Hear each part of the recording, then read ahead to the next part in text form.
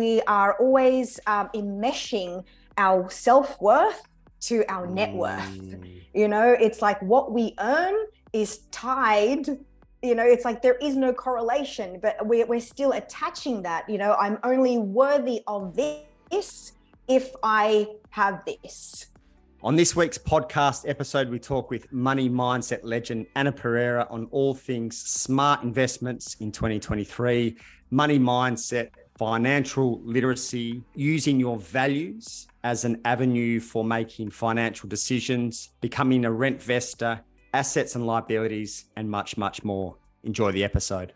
Ladies and gentlemen, welcome to the Momentum Lifestyle Podcast by myself, Blake Worrell-Thompson. And me, Genoa Van Keekum. Momentum is a men's wellbeing and performance community dedicated to helping men be better.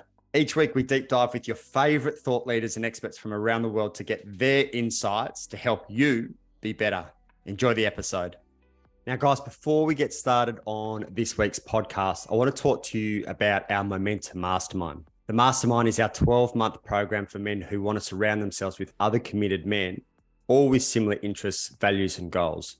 Whether you're looking to build or grow a profitable lifestyle business, develop financial freedom, get in the best shape of your life, or create an intimate and epic relationship, the Mastermind is perfect for those who are looking to have it all. We know that to create these results and this kind of lifestyle on your own can be super challenging. So join now for your free 30-day trial. Simply visit our website, www.themomentumlifestyle.com.au. Up the top, you'll see a section for programs. Click on the programs, you'll see our mastermind, and you can sign up there now for your free 30-day trial valued at $1,000. We look forward to seeing you part of the mastermind. Money Mindset Anna, welcome to the podcast. Hello, and thank you. Hi, Blake. Do you ever get that intro? No, that was the first time. You know what? I thought I'd mix it up. Why not? Yeah. Lots to talk about today on all things money and mindset. It's been a fascinating couple of years. So before we get started on that, can you give the guys a 60 to 90 second spiel on who you are and what's got you to where you are today? Yeah, sure. I think the easiest way to just say who I am and what I do is I'm just an everyday person, really, who very early on caught up with the fact that we weren't taught anything about money at school. And I just thought to myself, every time I'd be out there trying to find the answers, I couldn't find what I was actually looking for. I felt like men were talking about one thing, the male leaders, the female leaders were talking about a different topic of money. And I thought there's no one really talking about both. And so I felt like I had to just take the bull by the horns, as they say, and just kind of create my own version of it, and just sat down and wrote down all the questions of what is it that I want to learn about, and just went out, learnt it, and then applied it to my life. And so I'm an entrepreneur. I own a childcare centre here in New South Wales. I've been a property investor for over 15 years. So when I say we, as in my husband and I, because we're not just married, we're a team, we're a partnership.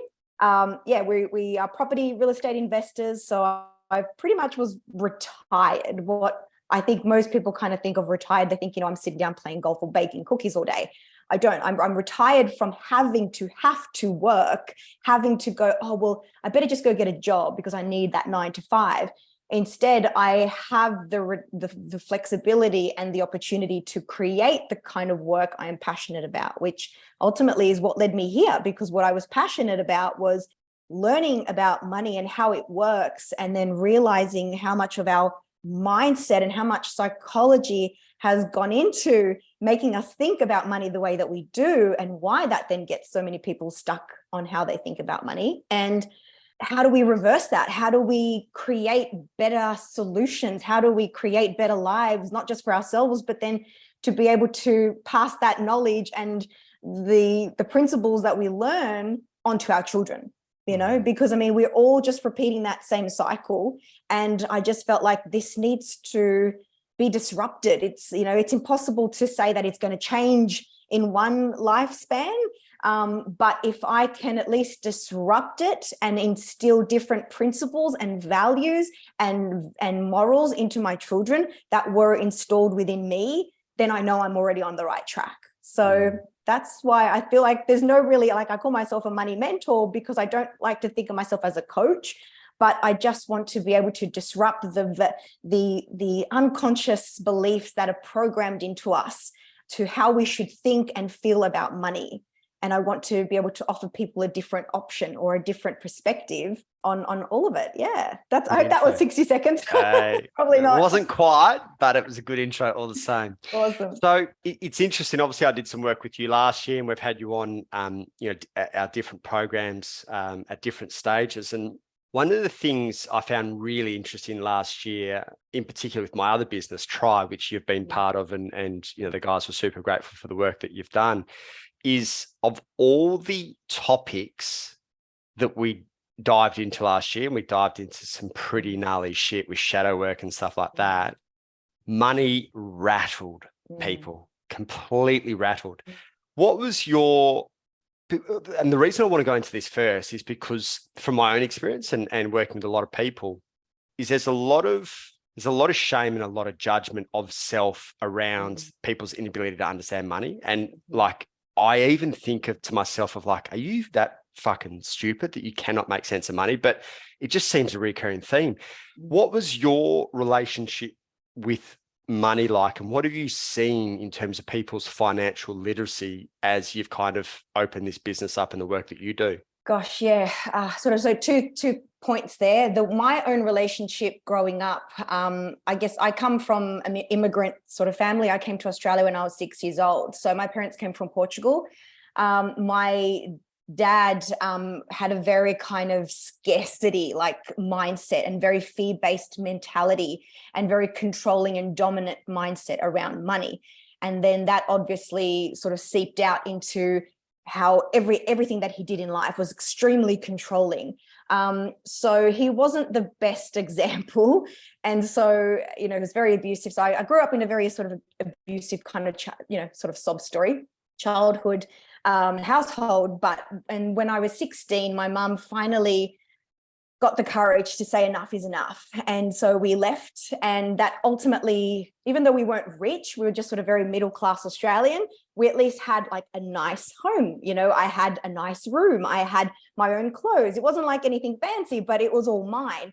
And because of the abuse and the environment that we were living in, even though it looked picture perfect from the outside, it was very, very toxic on the inside. And my mum, which I'm so deeply grateful to her for having had that courage as a woman to be able to leave that and literally have nothing, and we left, and he then wouldn't allow us to come back and even get any of our things. So we essentially went from having at least some things to literally having nothing and to being homeless. When I say homeless, I mean like we were living with friends and borrowing ultimately their stuff. So I was 16 years old when this happened. And about a month later, after living with some friends, we finally, through other friends and Centrelink and stuff like that, Mum finally got some money to be able to afford our own little place that we got. And for the first 6 months, we were just like sleeping on the floor with just, covers and stuff like that were sort of lent from friends.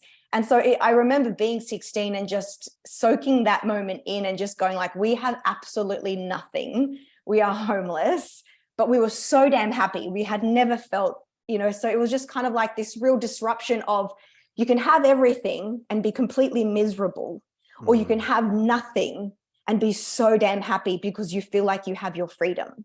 And I feel like looking back at that now, I maybe didn't realize that, but it really helped me. It helped me see today how really valuing your freedom over everything else, over the materialistic stuff that we're programmed to think we need to justify and to see ourselves as happy or successful, that means nothing. Like if you don't have your freedom, if you don't have that freedom of choice, because again, we can all define freedom as very different, with different definitions.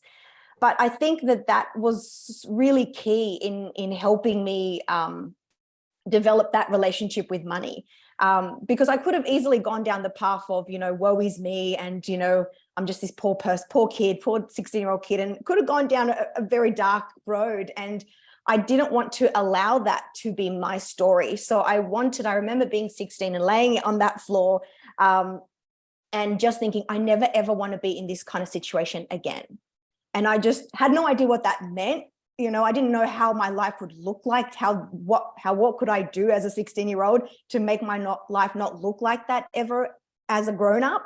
But I just knew that was like a core decision that I made, that I would never allow myself to feel that vulnerable in terms of just not having nothing, but also being really like, I have this freedom as well. So yeah, that was a real pivotal moment, I think, in later on in life, looking back at that and healing through that with psychologists and things like that, to be able to realize like that was a pivotal moment in how my relationship with money could have gone. Like I could have been very unhappy about it all, or I pivoted, really, is how I kind of look back at that now and go, I didn't want that to be my relationship with money, basing it off the fact that I lost it all because of him and then because of X, Y, or Z. You mentioned freedom in there, which for a small percentage of the population probably realize the significance of wanting freedom. And for a large percentage of the population, at least from my experience, not realizing the significance of it, which you brought to light really nicely. What does it look like? And you dissect this question however you want, but what does it look like to have financial freedom as opposed to the trap that many people get caught in, which is, programming and conditioning at its finest? What does it look like? Look, for me, it's that freedom of choice is just choosing. It almost, again, goes back to I feel like so much at the moment I'm at this place where I feel like everything always just goes back to having a clear understanding of your values.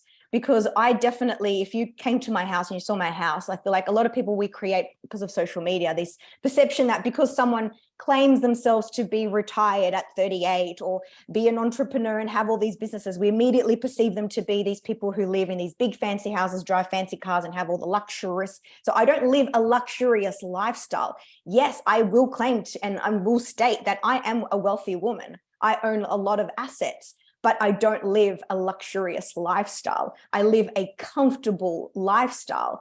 And that is because I put ahead my values, which ultimately for me is going back to that word of freedom of choice. And you taught me this, which is, to live that life by design, so that I'm not living on autopilot, so that I'm not feeling like, I just need to come home and watch Netflix and numb out, because I'm so tired of all the other consumerism stuff that is thrown in my face that tells me if I don't look like size 8, or don't, have the latest Jeep or have the latest, thing of the house.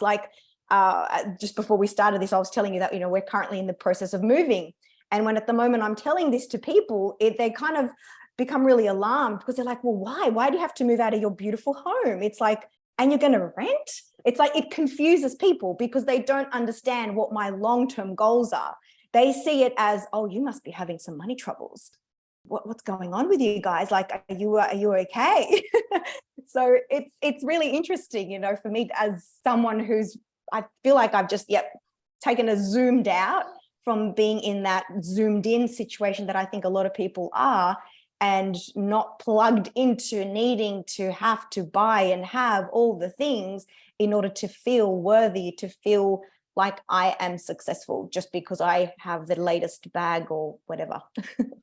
It's such a hard trap to remove yourself from, the consumerism and materialistic world that is just literally consuming us in so many different ways.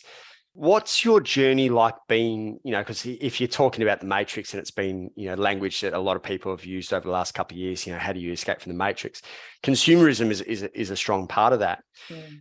What's that process been like for you in terms of the inner dialogue? Is there inner dialogue of like, I should have that, maybe I do want that? Because I know through my own experience, I do feel the pull at times towards materialistic or towards consumerism, and I have to kind of come back to self and just organizing my thoughts. But what's that process been like for you? For me, it's been through having really clearly defined goals, because it's still okay. It's not that I'm trying to say that it's not okay, or it's not that it's a bad thing, because we're so, again, conditioned to believe that something is either good or bad, and it's like, well, if you do drive a really expensive car, then, must be not a good person, or like that you're just greedy, or you're, just in debt. It's, for me, it comes back to just defining what your goals are, again, as before we started this, I was mentioning that, I'm about to go on like a 5-week holiday to Europe, and that's costly. That's definitely an expensive trip, especially with 2 kids. And at the moment, with our dollar not being as strong as the euro, all that sort of jazz. So for me, it comes down to, that's been a goal of ours to travel for so long. And in creating that goal, then it means that we have to have, reevaluate the other goals that we were also working on as well. So it's not that it's a bad thing to want consumerism, because ultimately every time someone sets up a new business, that's an opportunity like that person has created for themselves to create more income, to create an income for themselves. So it's not necessarily a bad thing. I feel like most people just don't have clearly defined goals. They're just on this, again, life by default, where they're just sort of waking up and attaching what they perceive on social media, on TV, as, oh, that should be my goal, to travel, or to buy the next car, or to have a bigger house, or to have the next thing. They're just almost so confused. So they're almost like living other people's goals and attaching their goals to themselves. It's a really good point to speak to, and to, I guess, help solidify consumerism, because, or materialism, whatever word you want to use. But if it's true to you, that's a very different story. And what's really important to understand is you really need to be able to do some deep soul searching to work out what is true to you, because of the level of programming and conditioning, and also to be able to identify what is the reason behind your choices. So if we look at the general value structure of the average person is, consumerism, materialism, status, ego, individualism, those type of things, and how does that show up? But also, if you break down consumerism and materialism, what is it that you're seeking underneath that? Is it approval? Is it a sense that it gives you confidence? Is it a status piece? And once you can get to the core of that, then you're in a really empowered position to make a decision. And again, to I guess piggyback off what you just said, we don't want to say there's anything right or wrong with it, but you need to know on a deep level why you're making those decisions, and then you make them from an empowered place. What are some of the decisions that you, in hindsight, might have made from that kind of programmed or conditioned energy or belief system that you now look back and go, fuck, I made that decision because of, keeping up with the Joneses, or I made that decision because, really I wanted to, seek approval, look like I had confidence. What are some of the decisions so people can start to kind of get the juices flowing? Well, I mean, very much, the programming that we all receive, or the messages that we all receive is, go to school, get a job, save up for a mortgage, get a house. I ticked all those boxes. I didn't go to uni, but I went to TAFE, and I still got a good degree, a good diploma, and I got married, bought the house, we did all of that. And so we've been living in our house for a long time. And it was through learning, continuously developing my own financial literacy, financial education, and asking more questions of myself and digging deeper into that, that then I realized, we are taught wrong. We shouldn't be taught to get married and then straight away buy a house.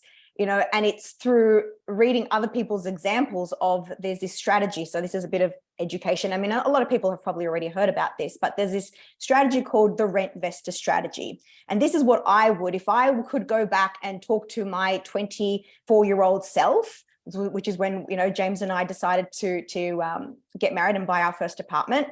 And our first apartment we bought for ourselves to live in, because we were taught by our parents that rent money is dead money.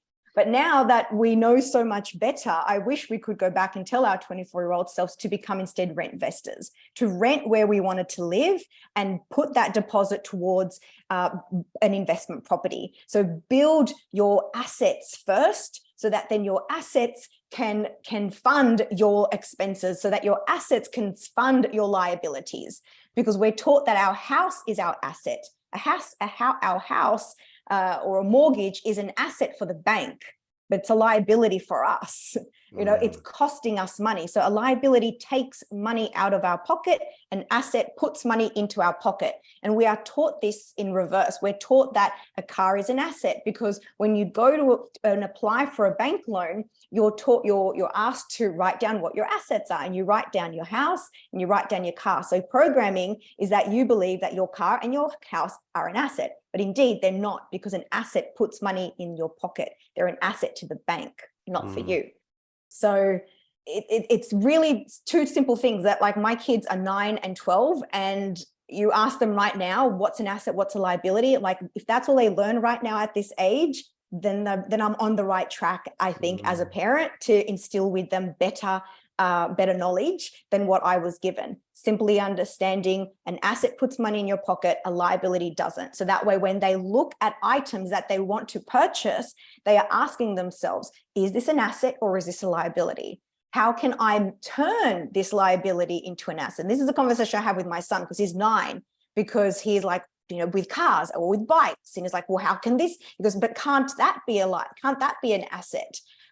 Or how can I'm like, okay, well, how can we make it an asset, rather than, at the moment, it's a liability because a car is costing you money, right? But how could we turn that into an asset?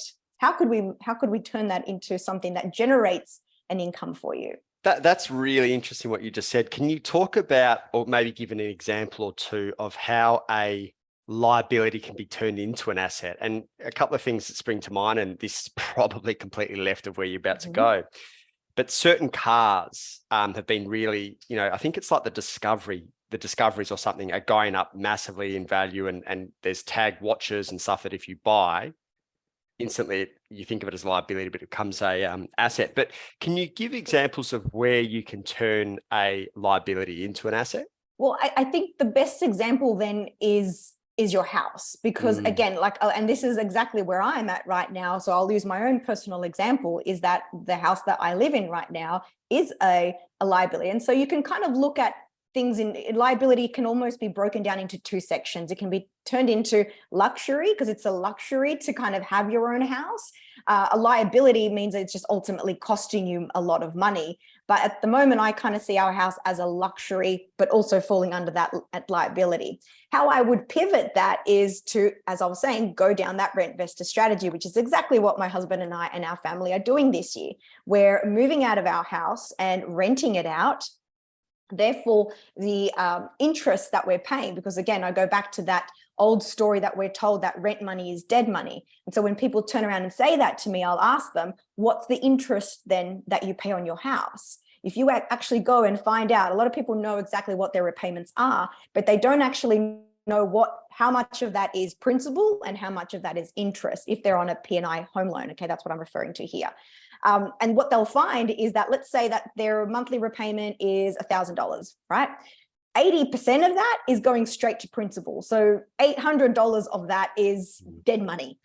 So if you want to talk to me about rent money being dead money, so is the interest that you pay back on your house. However, then you also, of course, have, the council rates. You've got, strata if you're in a Torrance title style or an apartment, and any other kind of expenses. Now, if you move out of that house, there is a law in Australia, tax law, that you can, if you take it from your principal place of residence to an investment, so you go rent out somewhere else, or if, let's say, you have an in-law like me who has a spare bedroom and a lot of room at their place, we're going to go move in with them for a couple of months, rent out our place, and therefore turning our house from a liability into an asset.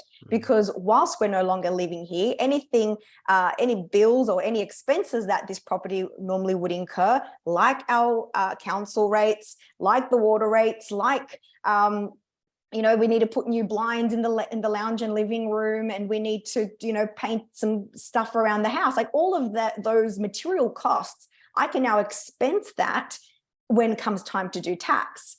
Now, after 6 years, so the tax rule at the moment, of course, I'm absolutely not a tax accountant. So this is just conversation. This is not, any type of financial advice.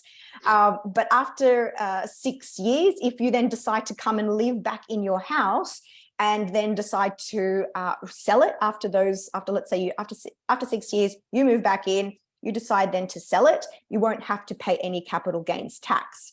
Okay. But if you decide to go, you know what, this is great, we can just continue to live with my in-laws and, collect that rent. Well, then if you go over the 6-year threshold, then you will need to pay capital gains tax when you go to sell it. So that's really important kind of rule that you always want to, ensure you understand if you want to go down a rent vestor strategy. Yeah. Always be consulting, of course, and getting up to date through your tax accountant on what those laws and what those rules and regulations and all that sort of jazz that they put out there are.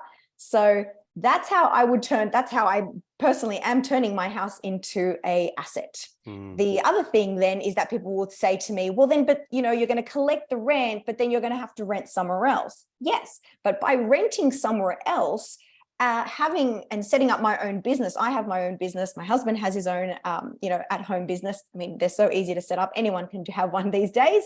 By doing that and having my office as my office, so my business office, then I can also claim a percentage of that rent, a percentage of the electricity, a percentage of the water bill. All of that is now a tax deduction. So how I turn it from a liability into an asset is by looking at what are the tax incentives that are available to me and how can I use them to the best of my ability and have it be a strategy that fits in and aligns with my 5-year goals, right? So that I know that this is a 5-year period. It's not to say that I'm going to rent for the rest of my life, but in order to help me accumulate greater wealth in my assets, to create more income that allows me to give me the freedom of choice of when and where I want to work, that allows my husband to no longer have to work, but want to work. That's what I want to focus on, is building that passive income stream so that it replaces the active income stream that we're told and taught to have. So if we knew about all of this when we were 20, I'm 40 now, but if I had known all of this and had been adapting that sort of strategy when I was 20, I definitely would be close to a billionaire by now. And I say that with confidence because I know of a couple who've started that strategy in their 20s, and they have a net income of about $63 million in assets. Right. And if their return on investment with all their assets that they have is even around 5%, which is really modest, 5% return, 5% on 63 million is close to around 300,000 a month. It's pretty good. It's pretty handy. You know what I mean? I mean, those numbers are obviously ludicrous, but that's just to give you, an example of what that kind of rent vestor strategy can look like when we are taught differently, when we are not taught to buy our house because that's what will, make you look and feel successful, and buy, the next latest car. Instead, focus on building the asset column and then have your assets pay for the luxury and the liability. It's interesting in all different areas of our life. I often talk about, an area of your life being the gateway and the portal to your own growth, healing and expansion. And that might be your relationship. That might be your relationship with financing. That might be your relationship with food. And just what you're talking about there, you may have to do some of your own healing in order to have a better relationship with money, so that you're not trying to prove to mum and dad, or you're not trying to prove to, society. Like that, that in and of itself is a healing process for many that is worth exploring. You spoke about real estate and obviously assets and liabilities, and the last couple of years has been slightly tricky. How do you see money as it stands now? And if you were to be starting on your, financial journey with the way that the world is set up now, what would you be doing in terms of where you might put your money? I think, and I've said this so many times before we can go forward, we need to understand where we are. So if I was starting from day dot or just starting my journey, I would first of all need to do two things. Number one, I'd need to understand what is it that I want from life? What is it that what goals do I actually want to set? Right. So start with creating a macro list of goals. So goals that are kind of like your 10-year goals, things that you want to achieve in 10 years time, and then be able to kind of work back from that. So then create like 5-year goals and then create yearly goals. So once you've kind of clearly defined that, so most people kind of say, well, I want to save up for a deposit for a house, right? A clearly defined goal would be, I want to have $50,000 saved by the end of the year. And that can be with, like, say, 2 partners. I mean, 50,000 might seem like a lot, but then, instead of thinking, well, that's a lot, then, okay, how can I create more income during that year? So then you're expanding that goal into different, branching it off. So in the moment we start sort of thinking, well, I can't do that, and instead we ask, how can we do that? We open up our mind, and our minds start to work for us and start to go, okay, well, what else can I do to create income? And absolutely, that a lot of the road traps that people get stuck with when they start thinking down that line is, all the blocks that come up is that self-worth, that healing that also needs to be done at the same time. But that would be number one. So number one, understand what your goals are. What is it that you actually want? Most people don't even know what they want. And even if you are stuck with knowing what you want, start with your values, start with listing, Google up a list of values, have a look for them and write down all the ones that resonate with you. And then make that list go from 100 of them to 50 and 20 and 30 and 10. So that you know what is it that above all else you value the most out of life. Once you've got your goals and once you've got your values, then, you want to be able to look at, how are you actually spending? Where is your money going? You can't know where you're going if you don't know where you are. So you need to know, have a look. And this is obviously the hardest part that I know a lot of my clients struggle with, is looking at their accounts.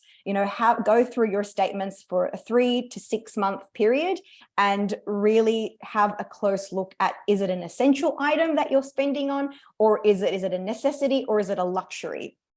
And be clearly understanding exactly, if tomorrow you had no more income, what would you need to be cutting back on? Again, a lot of people, they say they have an idea of where their money goes, but until you do that exercise, you don't actually realize how much you spend on food, or how much you spend on entertainment, how much, that weekend with the girls and the guys is costing you every single month. Especially when you're in your 20s. And so once you really see that, it's kind of like a, come to Jesus moment, where you kind of go, oh, wow, I had no idea that this lifestyle is actually costing me a lot. And now I've got these goals and these values that I've sorted out. And I know I have this clear aligned path that I know where I want to go, but this stuff is also holding me back. So now you start to realize, okay, well, what's more important? There's a line that I always come back to, people keep giving up what they want most for what they keep giving up what they want most for what they want now, right? What they want most is that freedom of choice, is to not have to work, but to want to work, is to create the kind of work that they're passionate and feel valued for. But what they want now is all those feelings. What they want now is to have all the things that marketing and social media tells them that they should be needing at that age, right? So they're kind of getting this kind of imbalance in that. And then it's to then go, once you've got all that done and you know where your money is going, is to then decide, where do you want your money to go, and create a plan. And that's why I don't like the word budget, because when you hear a lot of people talk about money, they'll say, well, you need a better budget, and cut down on your budget. But budget's the same as telling people to go on a diet. They'll do it for a little while, but then it won't work, because you're putting them into a scarcity and a lack mindset. Telling people to go on a budget is telling them you don't have control of your money. You need to be on a budget. You're a bad boy or you're a bad girl, and you need to be you don't have control, right? So telling people to go on a plan, I feel like it at least feels more flexible for me. At least it feels like, well, I can change the plan every month. I can change it around to however I want it to suit me. It just feels a lot more flexible. It feels like I have a plan. I personally feel like I'm more in control of it, because I'm the one that created the plan. So having a plan and deciding exactly how much it is that you're going to need, So you understand what your goal is. You then understand how much money you're actually generating. And then now you've got to decide, well, how much of that, in order to get to this goal, how quickly do I want to get to this goal? If I've clearly defined that by the end of the year, or is it by the end of the 3 years? Do you want to save 50,000 within 3 years? Great. So now you don't have that strain or that pressure to have to achieve that goal as quickly as you want it to. But if it really is important to you because your values state that you no longer are happy in this other job that you're currently in, then you want to be able to achieve that goal faster. Then you got to go, what's more important to you? What are you willing to give up now so you can have later? So it's about having that, I think, intrinsic kind of value, intrinsic balance between all three, of knowing what your goals and what you value are, what are you spending right now, and where do you want that money to go to, and having a plan and holding yourself accountable to it. What do you find is the most common resistance when it comes to people and money? And one of the things I really like about you and working with you and having you come on to our different programs is the mindset element. And the reason I say that is a lot of people, and I can speak firsthand from myself, but also a lot of clients, is some people go into overwhelm, some people go into a freeze response, like some people have a lot of shit. And for your accountant or your bookkeeper to not bring into account or have in mind the humanness of money and people, I think is ignorant at best. But that's what, for me, over the last couple of years, as I've looked at people that I want to work with money, has really been the standout. If someone can understand the humanness of money and the behaviors and everything, as opposed to just save $4.50 on a coffee and you'll be fine, that really is enticing for me. So what have you seen as some of the hurdles and the resistance that come up for people when they're starting to put together a plan and starting to make changes to their financing? And one that I know definitely stands out, and you said something about before, is almost thinking of your relationship with money as a attachment style. Some people are anxious, some people avoidant, some people are anxious avoidant. Like, how do you go looking at your bank account? I think you said something along the lines of look at your last 3 to 6 months, and the amount of people, I dare say, that have resistance to even that. Oh, 100%. And I totally get it. What are some of the stories that you've seen? So what, and like, I've been really fortunate that, in sharing, and again, I've never come on here and professed to be any kind of financial expert at all. I'm just sharing what I've done and what I do. And I felt really called to do that. Right. So in doing that, I've been really fortunate to have the opportunity then to help and coach other people and mentor other people that want to be able to, have a better relationship with money. And what I've ultimately feel like I have seen, and what I keep seeing show up, is that we have this, we are always enmeshing our self-worth to our net worth.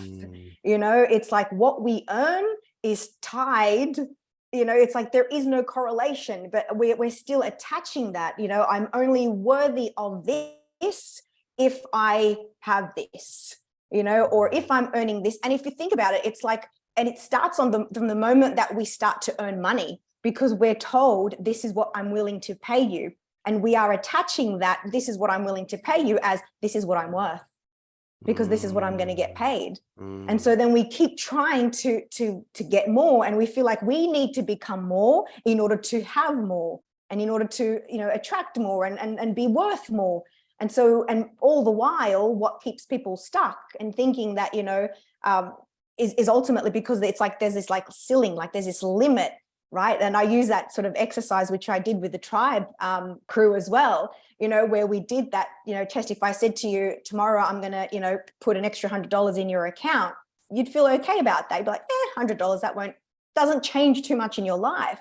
But when I take that to 10,000, you kind of go, oh, that would be like, it's like you have an immediate different emotional reaction to the word $100 versus when I say $10,000. And then when I say $100,000, you have a different emotional reaction to that. So, when you take it from like what, it's like, are you able to earn 10,000 a month? Yeah, I could do that. But are you able to earn 100,000 a month? Like that immediately, for so many people, I know they're just like, I can't even see how that could be, how that could happen. But yet there are so many people out there today earning that much money, or if not more, you know. You look at just, you know, the athletes and what they earn. If you break down, you know, their big contracts, we keep tying it. Even on that, and it's such a good point that you speak of, and such a good exercise, is feel free, if you're listening to this, to do an exercise of that sort, because you'll know, if you're really in stillness and silence and attuned to your body, you'll know what your upper limit level is, or that glass ceiling, because you'll feel a slight contraction in your body. And you know, I've actually used that exact exercise that you taught me with, you know, our people, of like, you know, can you hold $5,000 in your account, 10, 15, 20, you know, 40, 50, and everyone at some point has that glass ceiling. And it might just be a subtle, like, because I'm watching everyone's faces, it might just be a swallowing or like a slight tensing in the shoulders, and you're like, okay, that's your glass ceiling, which we've all got, and it's invisible, hence the reason it's called a glass ceiling. But to really have a level of attunement to yourself, because the other thing to kind of speak to, and I'll get you to speak on this as well, and maybe as our last question, of, again, coming back to the humanness of money, is if you don't believe that you should have that money, or that you're worth, you know, holding or making that income, don't be surprised if you find ways to sabotage your own financial success. So have you experienced that in your world, and what ways in which, you know, what ways has that shown up for people? Absolutely. So, I mean, I'll share my own vulnerability here, you know, which I'm personally working on this year, is that I'm not afraid of fear. I'm afraid of success. And so I got my taste of the success that I felt innately that I wanted. And now I'm afraid of it. It's so silly. And I'm working through that myself right now, because I'm like, well, it's because it's something that I don't have to do. It's something that I want to do, right? I don't have to do it because I need the financial thing. I still want to do it. I mean, the money's still obviously helpful and good and nice. I'm not knocking it back, but yeah, I'm afraid of my own success. I'm afraid of what I have to give up to have and hold that success. Yeah. And then because our society, again, creates this kind of like, well, you've reached the bench here, you always got to keep pushing the bench. It's like, where is enough? And I will kind of add there's this fantastic book that I've just finished reading, and I'm re-listening to it again because I love doing Audible, which is by a Australian psychologist, Dr. Rebecca Ray. She's got a new book out called Great, Good, Perfect. And I realized through listening to this book, you know, that I'm a perfectionist. And, you know, the more I think we just continue to work on ourselves, and the more I continue to unpack these parts of myself that I didn't realize, I'm like, wow, I realized that if it's not perfect, then I'm not going to post it. And I'm like, well, I need to switch that up. I need for it to just be good enough. So can it be good enough, Anna? You know, is it okay to post? Because it's like, if I'm not coming to the market with the best next content, then I shouldn't do it at all, because it needs to be successful, because I've already set the benchmark. I don't want to create mediocre content anymore. So that's something, you know, really vulnerable here, that, it's crazy that I realized that. And a lot of people perhaps listening might realize that too, that you're not afraid to fear. You're not afraid of failing. You're afraid of actually succeeding, because what will that demand of you now when you are successful? What kind of status do you need to keep up with? You know, like, it's kind of like, you can't go back now. You're here now. You can't go back. So you can only keep going forward. And then that just means you're demanding that moreness of yourself, that perfectionistness within you needs to keep getting better and doing better and doing more and making more. And, you know, for me, it's like, I feel like I'm stagnant in my content at the moment, because I feel like I've got nothing extra big and great to share. But, you know, in doing simply this podcast with you, I'm like, I'm sure there'd be a lot of people that right now would love to know, how the hell are you affording to go on a 5-week vacation to Europe with 2 kids, you know?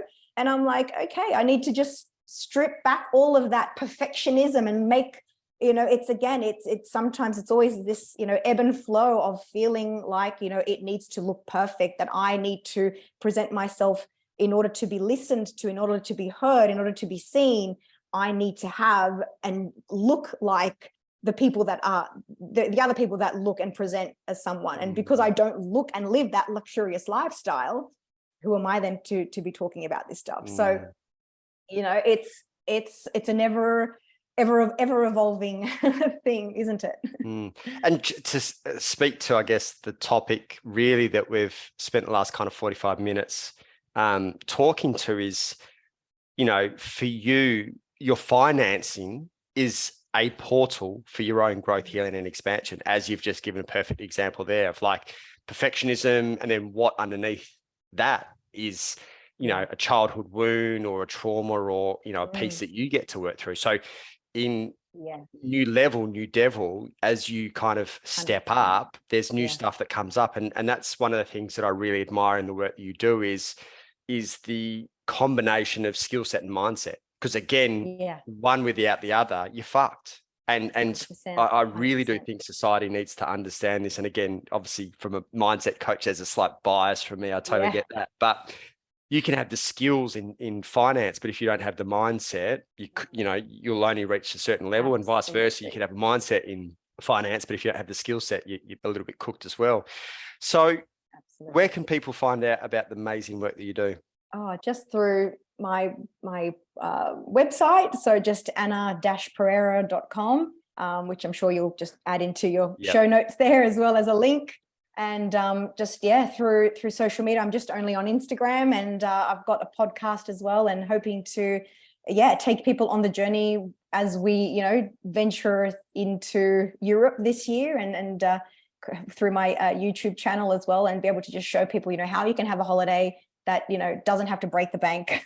You know, it doesn't have to be super luxury, because even travel nowadays has become this kind of like, oh, if you're not going to go on a holiday and stay at all 5-star resorts, then why should you bother going? It's like, well, you can still have an incredible time. You don't have to, you know, stay at all of these luxury. You can kind of have a balance of both.